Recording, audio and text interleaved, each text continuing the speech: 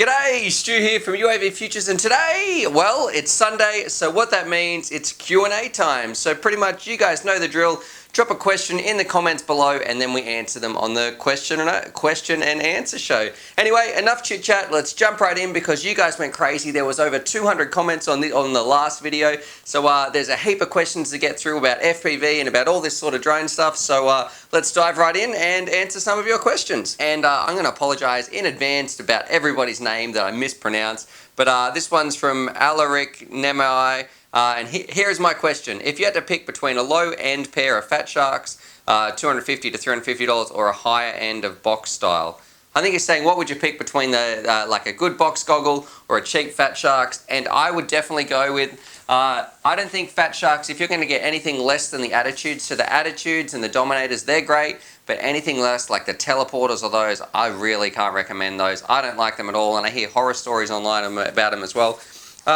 Honestly, get some of these bad boys. So these are the Eachine Goggle 2. I'll leave a link up here somewhere. These were the best box goggle. I think they're like 150 bucks, but they are awesome. Are very, very comfortable. And if I wasn't going to fly Fat Sharks, I would definitely fly these. And these are so comfortable.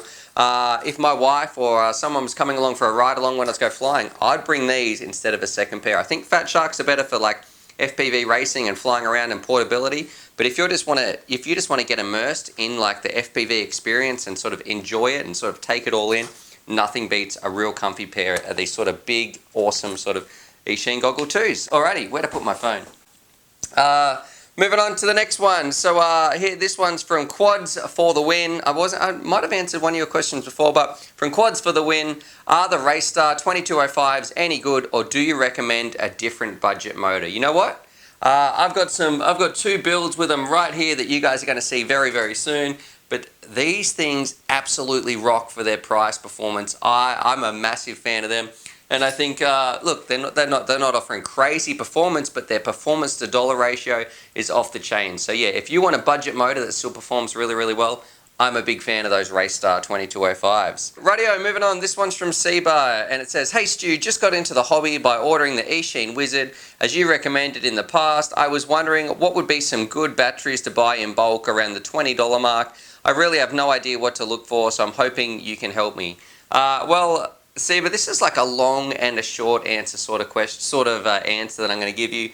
I'm currently going through and putting together sort of some good, that's exactly what I'm searching for, a good cheap battery.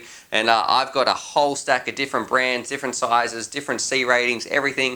And I'm going to be doing a video on that fairly soon, coming up in the future. But I would say just get anything that's over, for the Wizard, at least like at least minimum 45C. Go a 4S battery and about between the 1,300 to the 1,800 milliamp hour size.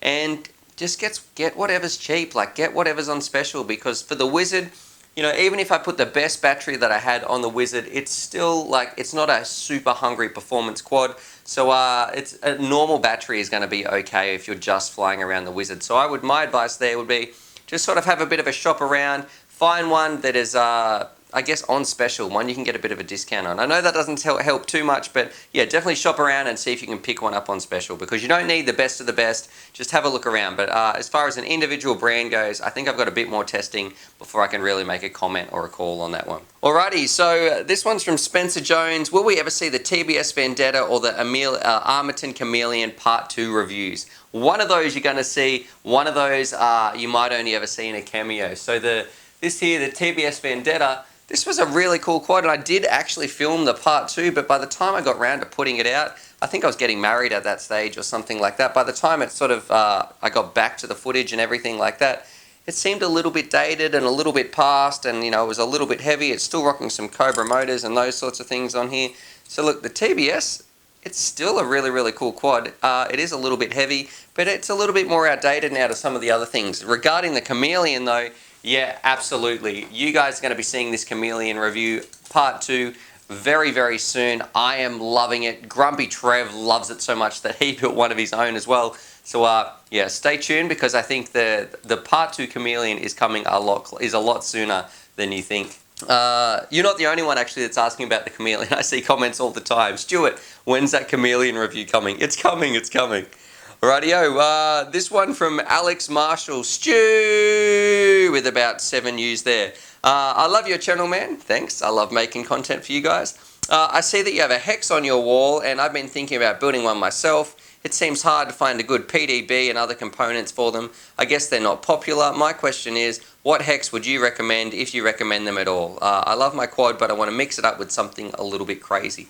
Yeah, you're right. Hexes used to be very popular back in the day. There was like the Blackout hex, and then there was the Blackout who made their, I don't know, I just know it as the Blackout. But they also made like a Spider hex, which was a really cool but quite big and heavy frame. I actually have it, hang on, I'm going to grab it. There'll be props falling off everywhere. Alrighty, I'm back. Now this one, I think it's called the Flinosaurus Rex, no, the Flinosaurus Hex. And I'll leave a link down below to where you can get this one. I think it's from the Flino shop.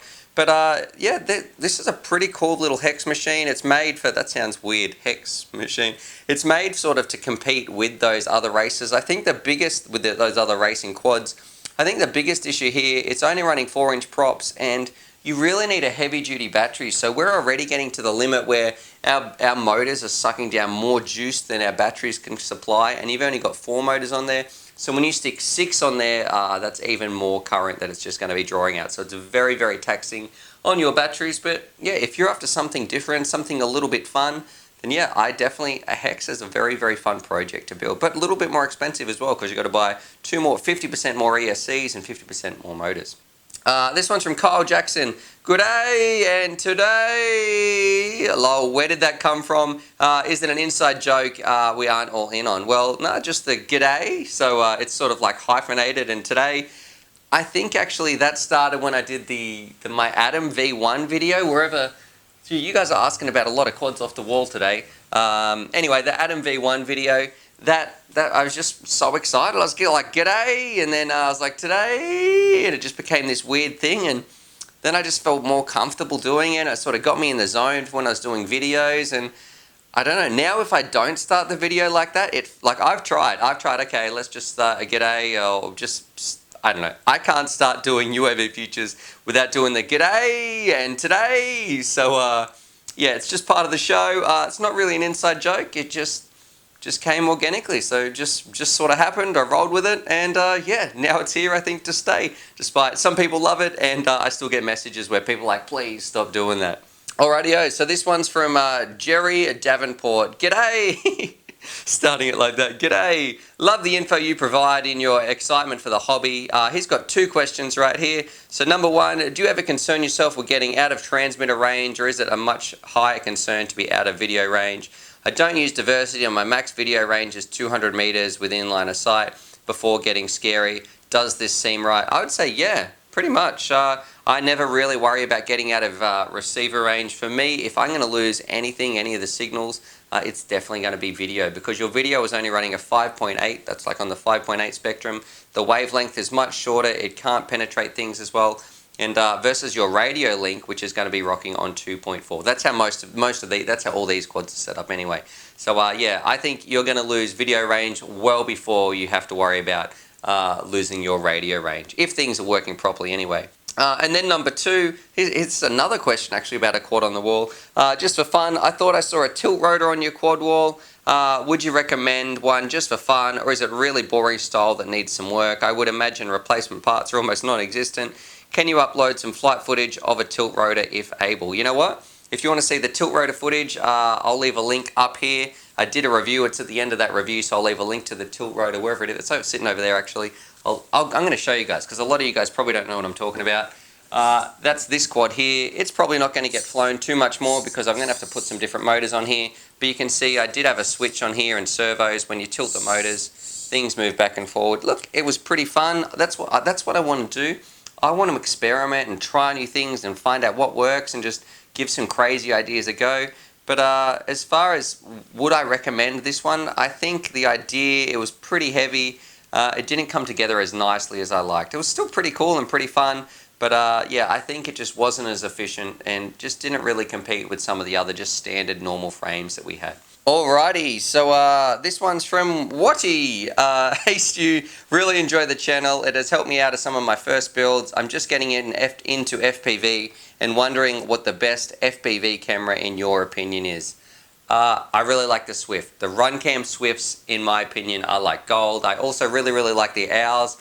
I don't like the Eagles too much because for me, I know a lot of people have success with them, but for me, I just found them just a little bit of latency and a little bit of grain in the video, so I didn't like those. But I think RunCam makes some really good FPV cameras, but they're also really pricey. So, you know, do you want to get two cheap cameras, one good camera? You sort of got to weigh that up, and if you're going to replace the lens on the cheap camera. So yeah, I like RunCams, but I do understand that they're sometimes a little bit pricey, a big expense when you're building a few quads. Lord Christopher, now this is a bit of a long question, so I might paraphrase a little bit. Hey Stu, love the channel. I think what you do is awesome and unique to others. My question is, are your reviews 100% authentic and unedited? Meaning, well, they're edited, but meaning if a manufacturer sends you a quad and some instructions about how to review it, do you comply?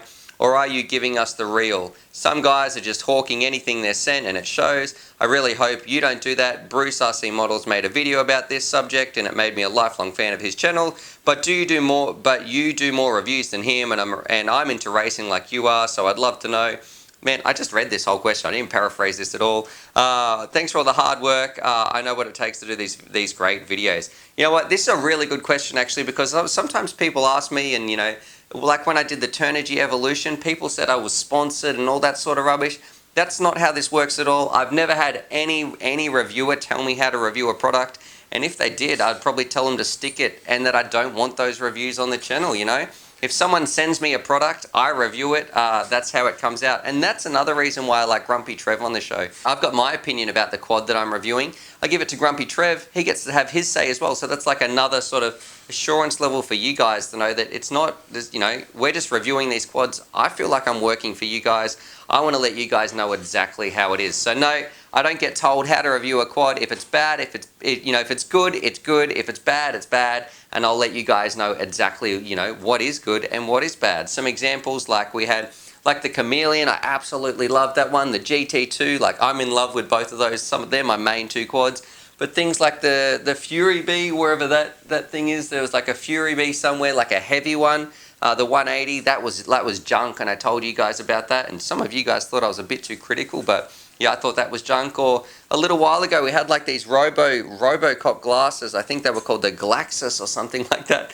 And they were absolutely rubbish. And I told you guys that in the review as well. So no, there's really no expectations on what a review turns out like. It's just, you know, the stuff turns up. I give it an honest review, and really, that's what I want to let you guys know. So thanks so much for that question. Really enjoyed that one. Alrighty, moving on. This one's from Baldy. Stu, love the channel and have quite a few questions I want to spam you with. Hope you don't mind. Who do you follow on YouTube, and who is or is still your inspiration for FPV? Are you going to the States this year? Look, I'm going to answer these one at a time. So who do I follow on YouTube, and who's my inspiration in FPV? I've got a massive list of people that I follow, but I do want to give a shout out to Bull Buffett, because well, Boba Fett. I've always read it as Bull Buffett, even though I know he's Boba Fett. But he was someone from the very start. He was sort of the first content creator that I made contact with. We both started at the same time. I can remember when we had like, you know, we each had like around 100 subscribers, and just talking to him, he was such a chill dude, so passionate about the hobby.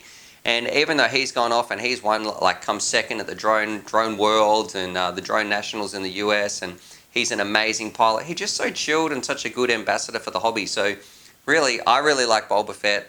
He's a massive inspiration to why I keep flying. Really cool dude. I love, you know, he started a live stream. He's just, go check him out. He's just a really nice guy, a really good ambassador for FPV. Am I going to the States this year? I wish, you know, so I would love to go to the States, but I don't think it's on the cards. My wife's about to pop with our first baby, so yeah, probably going to be a little bit difficult to do a little bit of traveling to the States this year. Have you ever had a fly with fellow Oz Final Glide or Chad Noack? You know what, I actually, we were going to tee it up one time. I was traveling up north because he's in a totally different state. He was possibly going to be back, but no, I haven't. I'd love to one day, but it just looks like our paths haven't crossed. But yeah, he's actually someone I look up to as well, because he's been in it for a long time. And when I first got into the hobby, he was already making like killer crazy 6S videos and doing some really cool stuff. So he was sort of one of the people really pushing this hobby right from the start. Bless you. Alrighty, and then the last part from Baldy is the latest hype train thing is using pop-up footy goals for race gates. Have you tried them? If so, what are your thoughts? You know what? I want these things because I actually went out looking today. I drove around and I looked at some different sport shops. They're so expensive, but one thing I really hate is putting up FPV gates. It drives me crazy, and putting the strings out, and it feels like it takes forever. But one thing I love is flying through those gates. So when you've got a track and it's just, you know, I love track flying. So I'm thinking I'm going to invest in it because I'm spending so much time flying. But for the everyday pilot, unless you're really cashed up, it's a massive investment. So unless it's like your career or you're doing it maybe 100 batteries a week or something like that, I don't know, because they're quite expensive. But I love how they can take 1 second to set up and they're ready to rock and roll. Alrighty, so Eric Kazinka. If money was not an issue, what would your dream build consist of? Frame, motors, ESCs, flight controllers, etc. You know what? That's one really cool thing about this hobby. If you don't need tons and tons of dollars to get the best of the best. I mean, like the dream stuff, like the two quads I'm flying so much at the moment, the GT2 and the Chameleon, like I don't think I would change things on them. Yeah, maybe I might change a VTX or an antenna or something like that. But as far as it's really just a, you know, a cool little frame, something, I don't know if I would change that. These are sort of my dream quads. I get to fly around with them all the time. Of course, if something new turns up, and this is why I feel like things are changing so fast, if something new turns up that's better, like when we went to the N52 magnets, or we went to multi-shot, or BL Heli S, that was a big one for me, or like when you went to Betaflight, those sorts of things do make a massive difference in terms of performance. But in terms of a dream quad, you know what? You have whatever build you want. Just give me my Chameleon. That's what I want to fly. Give me my GT2. Those things are a ton of fun. You know, or my Firehawk. There's so many good quads on this wall that yeah, I don't really have one dream quad out there. You know, that's really cool about this hobby. You know, even the price difference between the most expensive and the cheapest of the cheap. You know, don't get that rubbish, you super cheap junk, but it's really not that expensive to get the best of the best quad out there. Alrighty, so this one's from K-Cam. Hey Stu, for an enthusiast with a decent budget up to $2K, what range of quads and how many would you recommend? I think it's a hobby where one would need multiple quads to cover indoor, outdoor, faulty parts, etc. You know what, I think for $2,000 is a really good budget for getting a few quads and some awesome gear. So let's talk about, you can get some Fat Sharks, diversity receiver, ton of batteries, a good charger, maybe build, I would probably build then 2 5-inch racers. I'd almost build them exactly the same. So you've got just a backup quad, not worry about spares, but just have 2 backup quads. So say, you know, I'd probably build two Chameleons or 2 Firehawks or something like that. And then I might also get, I'd probably get a little brushed micro to fly around just for indoors, and something that's a lot of fun, you know, like just a 3-inch, but maybe like a cheap 3-inch. I think lately I've been flying, lately I've been flying something like this. This is my Ubi, it's covered in LEDs, it looks disgusting, but it's a heap of fun. So that one was pretty cheap, I think. I'll leave a link down in the description or the comments below anyway, but yeah, that one was super cheap, and you know what? That's it. So for $2K, I think you're going to be set, mate. You're going to have an awesome time with some really cool gear, really cool gear. Yeah, and 4 quads to show for it. 2 racers, 1 3-inch, and a tiny little brushed one. The Sweep, radio. So this one's from a guy called The Sweep, or girl, maybe a lass, who knows. So here's a question I haven't seen before. What are your thoughts regarding motor maintenance on racing quads? Now it goes on to a whole bunch of extra parts, but pretty much that question's about motor maintenance, and my advice, don't even bother. Honestly, you're going to smash a motor well before its bearings give up or anything like that. If it does get a bit rusty, maybe put a bit of WD-40, and I know people are going to tell me off about that and say that that attracts the dirt, or, you know, but really, I'm going to say you're going to break a motor before it actually seizes up and stops working from old age and just wear and tear. So, you know what? I don't really hear of anybody doing maintenance work on their motors really at all.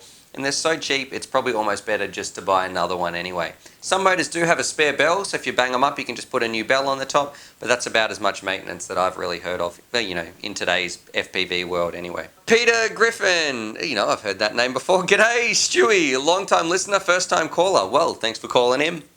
What are your thoughts on the butter quad style quad, 6-inch arms and props on a 5-inch quad body?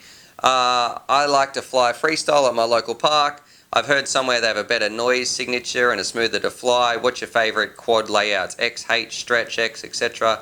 For race, freestyle, indoor, close proximity. You know what? I'm going to answer that bottom part because I'm not 100% sure on like the butter quads and bigger arms on small, you know, it's really just about what size prop are you going to run. One thing I can comment on, the Stretch X that I have flown around wasn't quite as smooth as I would have liked it to, but there was also the HD Saigon that you guys saw that, you know, I sort of broke that one. Sorry, Phaser FPV. But one frame that did make a difference in terms of its handling in the turns was what I like to call my Firehawk here.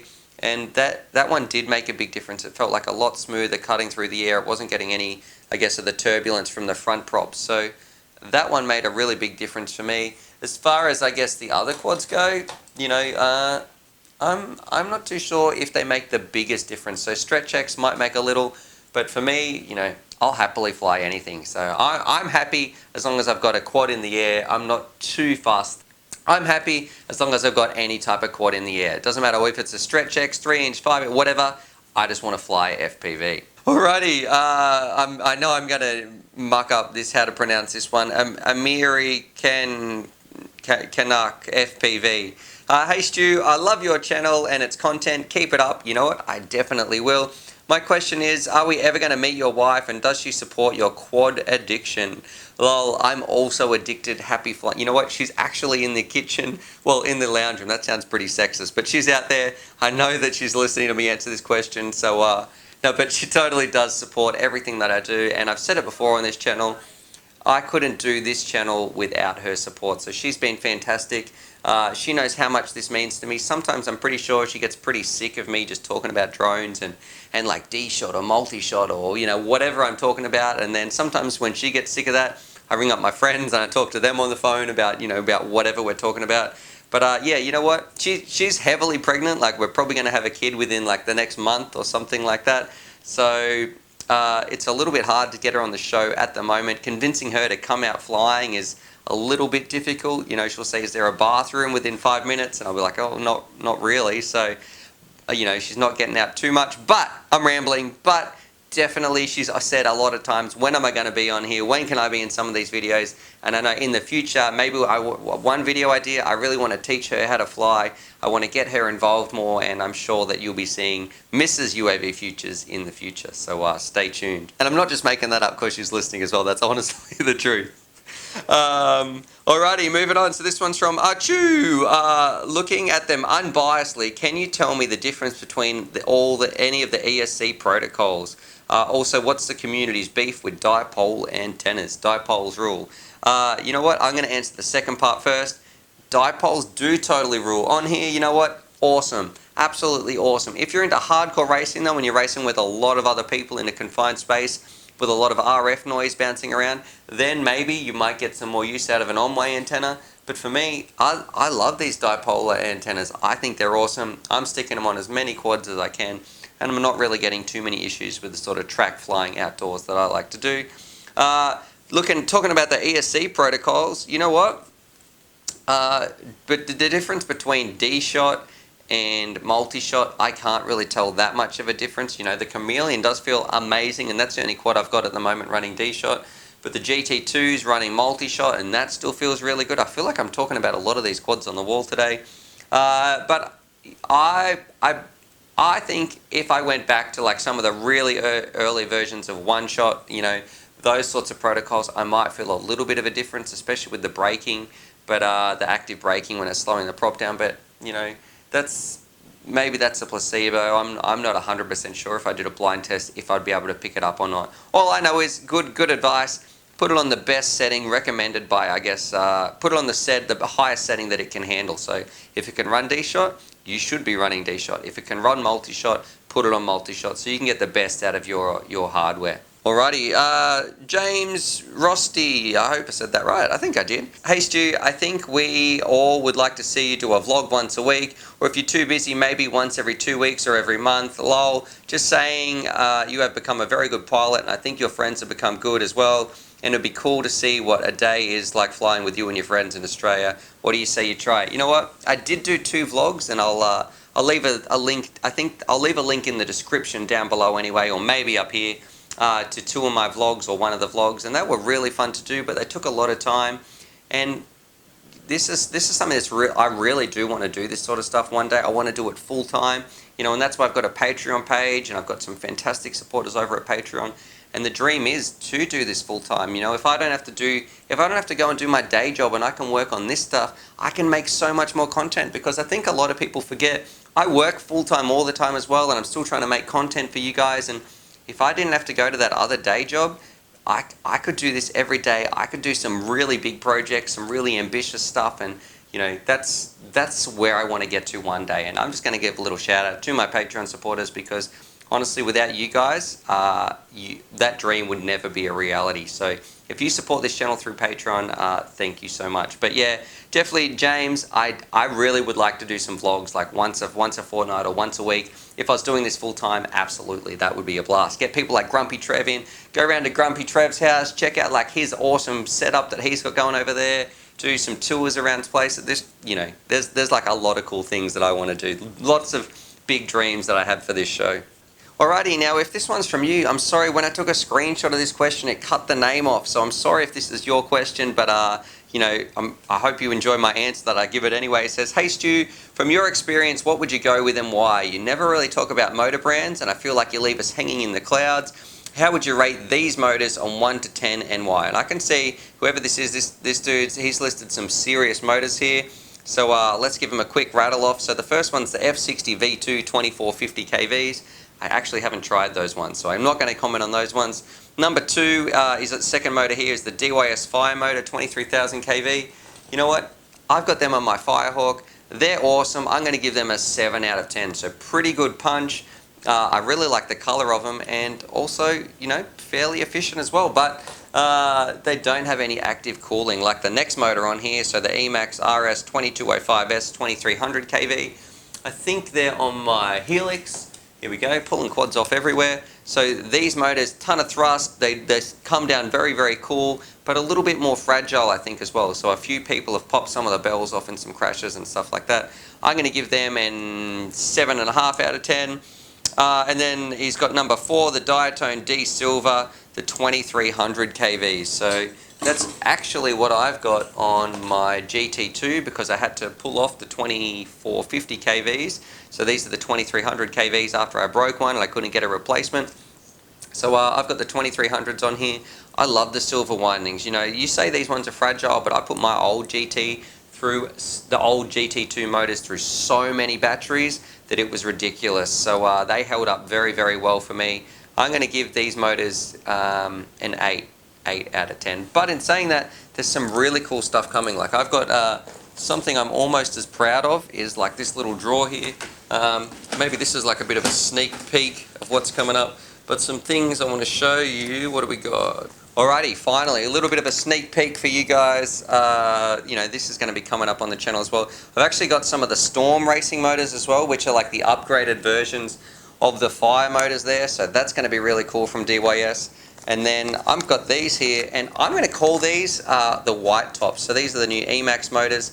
You know, they're obviously red bottom something or other, the 2306s, but I'm just going to call them white tops, because I don't want to have 3 different types of red bottoms. So if we've got the normal Emax red bottoms, the special editions with the S, and then some white and red bottoms, that's ridiculous.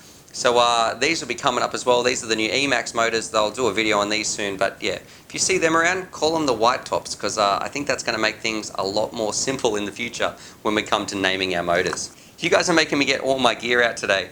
Alex Marshall, I've just thought of another question. I hope that's okay. But what are your thoughts on the Connex system? You know what? The more questions you ask, the better, because you know that's what this show is all about.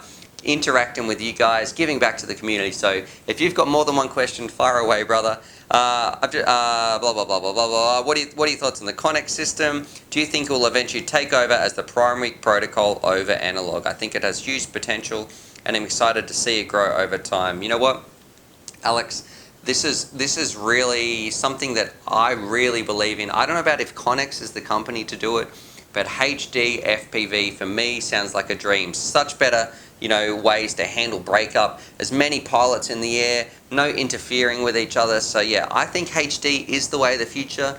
We've just got a little bit to get there first. So at the moment it's heavy. I hate carrying around like that extra ground station, all that sort of stuff. But I did love flying around with hardly any breakup. It doesn't matter if, what Grumpy Trev's plugging in right next to my head, or Pezzy D, anything like that, and to have as many pilots in the air, not worrying about your video issues. I think HD is the way of the future. We just need enough companies on board, maybe some competition as well for Connex to sort of push back and forth, I guess, and get some friendly competition in the marketplace to breed innovation. But HD, it is really, really cool, but we're just not there yet. But I do think we will get there soon.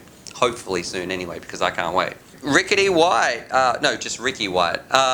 Do you plan to race competitively? You know what? I feel like I would enjoy a race situation, but I wouldn't enjoy waiting around at races, all the really official stuff, tallying up points. I just want to race against really cool pilots and have an awesome time. So for me, racing competitively, I think it would like to maybe, this is how I see it happening in the future. I'm probably not going to be the person going up to the monthly race meets and sitting down and then doing my times or any of that sort of junk, because I just want to get outside with my mates and rip a few packs and have a lot of laughs.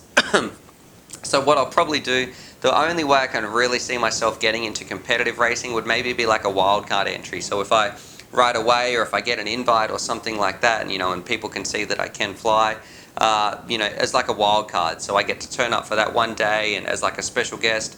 My points don't carry over in any sort of championship or anything, but just to put my skills to the test. I'd probably get slaughtered anyway, but just for fun. That's how I could see myself doing a bit of a competitive race, was if I was like a wildcard entry where I just got to enter 1 or 2 a year, or some really cool fun special events or something like that. That's how I can see myself entering a competitive race. I should segue and say, so if you've got like a big race coming up and you want to somehow get me over there to fly, I would happily be like, yeah, I'll come over for a race, especially if it's somewhere really cool. You know what? I have dreams. This is probably never going to happen, but imagine if you could race over some places like along the Great Wall of China, or that's a really big dream. But imagine some of those really cool places around the world that we could do some FPV races. That's the sort of stuff I dream about at night. Anyway, I digress. Moving on. KG Flyer 55. Hey Stu, love the channel. Grumpy Trev rocks. You know what? Grumpy Trev is awesome. He's like my main flying buddy. I'm hanging out with him every single weekend. He's an absolute legend, and as grumpy as he seems, he's actually a really, really nice-hearted guy. So if you ever see Grumpy Trev, and definitely go check out his channel. I'll leave a link down to that down below. But yeah, he's just such a nice, friendly guy who tells it like it is. Sometimes he can be a little bit gruff, but yeah, he's an absolute legend. He does rock indeed. Are there any of your older generation quads that hold up against your newer ones and that you still fly? Or are they all relegated to the Wall of Honor? That's a good name, actually. The Wall of Honor. Old quads that I still fly. Well, I actually have a bit of I want to do a future video. So a lot of these I pull apart, so I reuse a lot of the parts and some little projects and those sorts of things. So sometimes a lot of these aren't actually flyable. Some just actually sit on the wall because I think they look really cool, like the Armiton pod up there. The only thing on there is motors and props. But something I do want to do, I want to fly. I've got an old ZMR over there. It's got my first ever motors on there, my first ever ESCs, and like a Naze Rev 5 flight controller on there. I do want to take that out and give that a whip around and see how does it compare. So it might be like a current tech versus 2-year-old tech sort of video, just to give my impressions and see how that goes. So yeah, so not all of them, but I definitely want to do something with that one. Alrighty, so this one's from Mark Osborne. G'day, Stu. I love your vids, and I think they're the dogs. It's got some exclamation marks or asterisks there. I think he's saying it's good. I think your flying skills are well good. Which comes to my question: is there any chance you could do a video on a split screen showing us how you do those tight turns and amazing flips? I.e., if one cam is on the radio and the other cam showing the quad, how you use the sticks to pull it off. This would be a great video to help me, as I don't get to fly that often, and when I'm nervous. You talk about muscle memory, but mine's got dementia. Keep up the great work and happy flying. You know what, Mark? That's a great idea. I definitely, next time I go out, well, not next time, but sometime in the future when I'm going out, next time I'm working on my happy flying videos, which is a little like series I do that I fly around and I talk about sort of this industry, and maybe there might be flying tips or whatever. But next time I'm flying around, absolutely, I'm going to get one of those little chest cams. I'll track one down. I think I did have one, but I lent it to my friends. But anyway, I'll go find it. I'll strap it on my chest. We'll record my thumb movements as well as when I'm flying around. So yep, there you go, Mark. That happy flying video, when that comes up, you know that'll be just for you. So awesome suggestion. Thank you. This one's from Kai Dubus. Hey Stu, love the videos. Have you ever crashed one of your quads into water? I was just asking because I just did. I was lucky and only broke a crappy battery and 2 ESCs, and everything else was fine. You know what? Yeah, I've done this once. Actually, no, I've done this twice. But one time it was just half submerged and it turned out okay. I let it dry out. The other time was way back in the day, before I was really making any content, any product content or reviews or anything like that for UAVfutures. I was just putting up flight footage. I don't think I was even recording. I had a Mobius and I was flying around on this frame. So this is Frank. He got that name because he was Frank the Tank. He was so heavy. Anyway, so he went super quick, right? But he was so heavy. He was flying around. I hit a chain link fence and I fell into this big puddle next to a river, and he got absolutely trashed. He was so dirty. There was algae hanging off him. It was a really bad ending to the day, and because I'd had an awesome day before that, I came home. I put it in a bucket of rice, and then 3 days later I pulled it out. I don't even know if the rice did anything, but it booted up. So yeah, I have crashed it once, but unfortunately the Mobius was wrecked, but the rest of the quad was still fine.